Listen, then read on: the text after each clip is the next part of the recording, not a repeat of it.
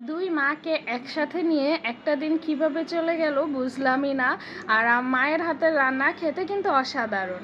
আসসালামু আলাইকুম, আমি খাদিজা আক্তার শাওন বলছি ঢাকা থেকে। আশা করি যে যেখানে আছেন আলহামদুলিল্লাহ সবাই ভালো আছেন এবং সুস্থ আছেন।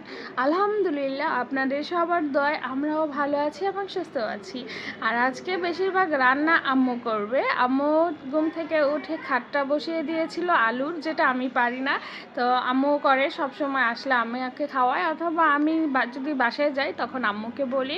আর চিংড়ি মাছ দিয়ে ভেন্ডি রান্না করবে। আর হচ্ছে গিয়ে রাত মানে গরুর মাংসটা আমি বসাবো। আর গরুর মাংসটা আমার হাতে সবাই খুব পছন্দ করে, সেজন্য মাংসটা আমিই বসাই। আর মাংস বসানোর আগে কিন্তু আমি সবসময় হাতে মেখে তারপর মাংসটা বসাই। এভাবে আপনারাও দেখবেন, খেতে কিন্তু খুবই ভালো লাগে।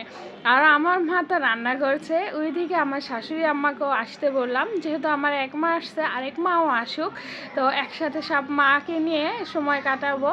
আর এইদিকে তো জায়রা খুবই কান্না করতেছিল, কারণ হচ্ছিল ওই যে আর নানা মাশমেলো পাঠিয়েছিল, ওইটা খাওয়া হয়ে গিয়েছে। যারা বড় রানী একটু খেয়েছে, এই জন্য।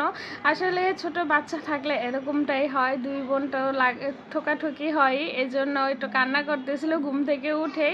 আর এই যে আমার শাশুড়ি আম্মা এবং আমার আম্মা দুইজনে একসাথে দুপুরে খাওয়া দাওয়া করে একটু গল্প করতেছিল, কথা বলতেছিল। আর আমি আবার আসছি সন্ধ্যার আয়োজনের জন্য। আর আজকে সন্ধ্যায় হচ্ছে আপনার চাপটি রান্না বানাবো, কারণ হচ্ছে গিয়ে আমার শাশুড়ি আম্মা তো সবসময় চাপটি বানায় না। আর আমার আম্মু মনে করছে আমি মনে হয় কখনো চাপটি বানাই না বা বানাতে পারি না।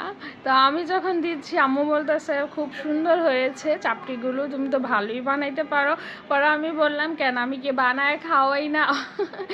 আমার আসলে সব মায়েদের কাছেই না তার বাচ্চারা সবসময় ছোট থাকে। আর আমার মনের কাছে হচ্ছে আমি এখনও ছোট আমার মার আমার বাবার কাছে, এটা স্বাভাবিক। আমার কাছেও আমার মেয়েরা খুবই ছোট এখনও লাগে, এটা মনে হয় প্রত্যেকটা বাবা মার কাছেই হয়। তো যাই হোক, এদিকে চাপটি আর হচ্ছে গিয়ে মাংস দিয়েছি আমার দুই মাকে। আর হচ্ছে অপর পাশে সবারই নাস্তা খাওয়া হয়ে গিয়েছে, শুধু আমি আর আপনাদের ভাইয়া বসেছিলাম। আর আমার যেহেতু কাজ শেষ হয় নাই, মানে বানায় দিচ্ছি। আর এটাকে তো গরম গরম খেতে হয়, গরম না খেলে একদম নেতিয়ে যায়। তো গরম গরমই সবাইকে দিচ্ছি এক একজন করে।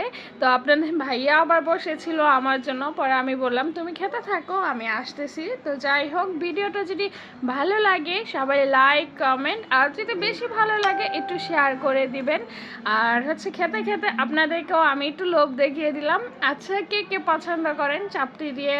হাঁসের মাংস বেশি যায়, কিন্তু আমার বাসায় হাঁসের মাংস ছিল না, তা আমি গরুর মাংসটাই রান্না করেছি। তো আজকের মতো বিদায় নিচ্ছি, সবাই ভালো থাকবেন, সুস্থ থাকবেন। যদি বেশি ভালো লাগে ভিডিওটা একটু শেয়ার করে দিবেন। আল্লাহ হাফেজ, আসসালামু আলাইকুম।